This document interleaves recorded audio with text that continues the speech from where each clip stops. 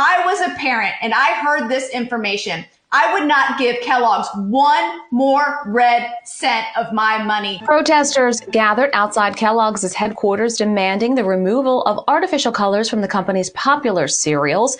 Advocacy groups argue that synthetic dyes can pose health risks, especially for children, and are calling on the American company to switch to natural alternatives, which it already does for other countries. The demonstration is part of a larger movement aimed at encouraging food manufacturers to adopt healthier, cleaner ingredients. Kellogg has responded by noting its ongoing efforts to evaluate and improve the ingredients in its products. For more, I'm joined by Vani Hari, the author, activist, and entrepreneur. Nearly 10 years ago, Kellogg's, the maker of Fruit Loops and Apple Jacks, committed to removing these additives from its products by 2018. Kellogg's has done so in other countries, including Canada, by using natural fruit juice concentrates. However, the cereals sold in the United States still contain both food dyes and chemical preservatives. So what happened to the company's promise to American families? Well, in 2015, they made this commitment and they said they would complete this commitment by 2018. And for almost 12 years prior to that, countries like Europe and Canada and Australia and India had always had artificial dye-free Fruit Loops because they have different regulations than what we have here in the United States. And when Kellogg's found out they were going to have to put a cigarette-type warning label on their products in these other countries, they removed artificial food dyes because the warning label was going to warn parents that says it may cause adverse effects on activity and attention in children. Well, in 2015, General Mills had made the announcement that they were going to remove some dyes in their cereals. And so Kellogg's kind of jumped on the bandwagon. They got all the good press about it, but they never did it. And they lied to us. And instead, they started to create more modern cereals to hook modern children of today, like Baby Shark, Little Disney's Mermaid, Peeps, Elf on the Shelf, the latest one, Squishmallows, that's named after the stuffed animal that I find in my kids' beds.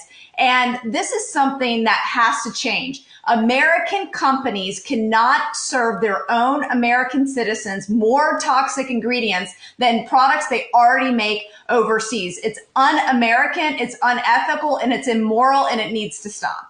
We had over 400,000 signatures delivered that day, the biggest petition in food industry history. We should have been in the Guinness Book of World Records if there was a page for that. It was absolutely astounding. There was 1,000 people that joined us that day marching to Kellogg's headquarters. When we arrived at Kellogg's headquarters front doors, we were met by a security guard that didn't even work for Kellogg's that received the petitions. They wouldn't even have the decency to sit down with us, considering how many people have signed this petition.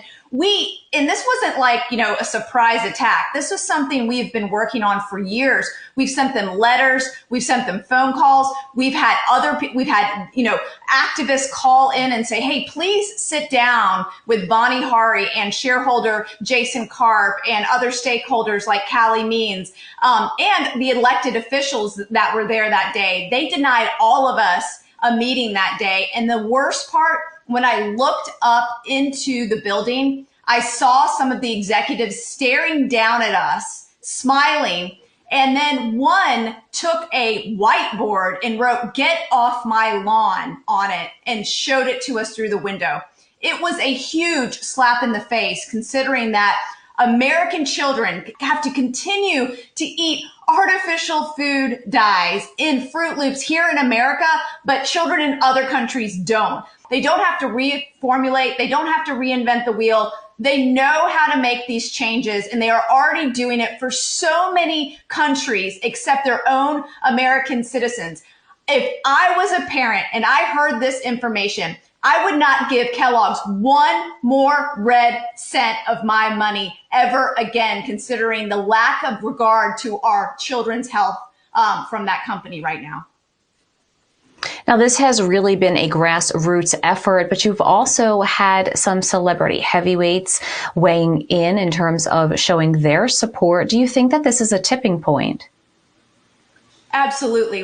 What people are saying is we've broken through the matrix. We've got people like Eva Mendes and Kim Kardashian, Ellen DeGeneres, Gwyneth Paltrow, all coming out in support of a boycott on Kellogg's. And the reason is because, again, there's this discrepancy between these American companies, these iconic American companies that are serving one set of ingredients here in the United States and another one in other countries that are better and safer for those citizens. The hypocritical nature of these policies have to stop. And anybody that looks at the ingredient label of Fruit Loops in the United States versus these other countries can see in black and white this issue, and there's literally no argument against it. Kellogg's, your days are numbered. It's over. You're toast.